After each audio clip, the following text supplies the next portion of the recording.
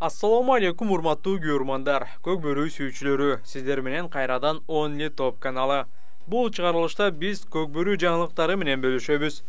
Күзүндө боло турган көчмөндөр оюндары, марттын аягында Өзбекстанда боло турган көк бөрү боюнча турнир, көк бөрү федерациясынын жаңы президенти ким болот деген суроолорго жооп издейбиз. Ошондой эле бонус катары Бакубат Таластын жаңы курамы менен тааныштырабыз.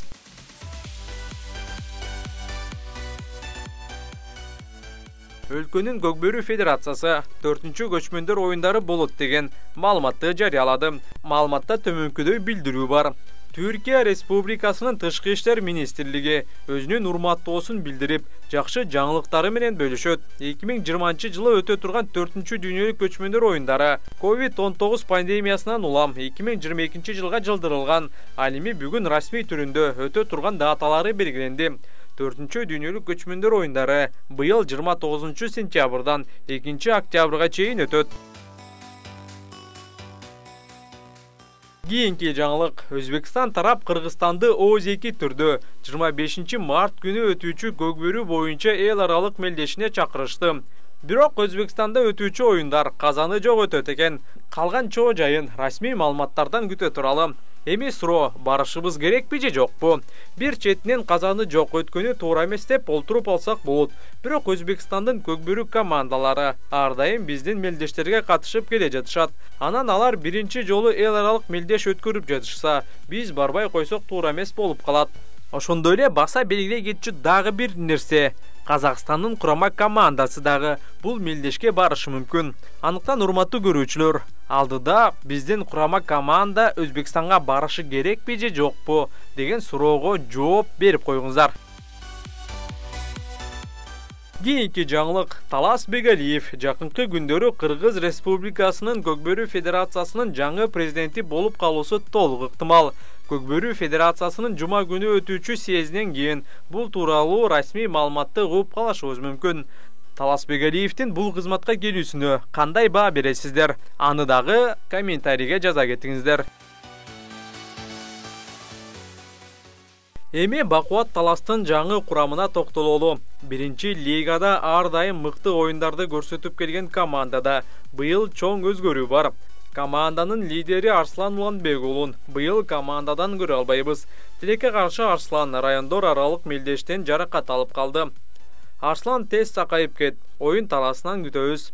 Ал эми Эржан ынтымакта, Фархат Кандымбеков болсо чет өлкөгө кеткени айтылууда. Өз учурунда Фархат Фанат аттуу аргымак менен мыкты оюн көрсөткөн. Мындан тышкары Марсель Садыков, Майрамбек Бекмырза уулу дагы командада жок. Биринчи Абсамат Догдурбек уулу капитан, оюндагы позициясы коргоочу. Туулган жылы 1992 жыл. Талас районунун Кара Суу айылында туулган. 2015 жылдардан бери чоң оюндарга катышып келет. 2019 жылдан бери Бакубаттын намысын талашууда.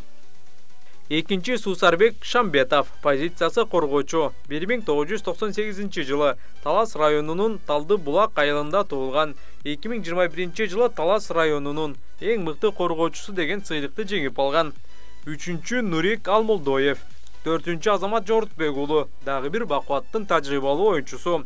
5-чи Акылбек Сагынбеков, 2019 жылдын мыкты жаш оюнчусу намын жеңип алган.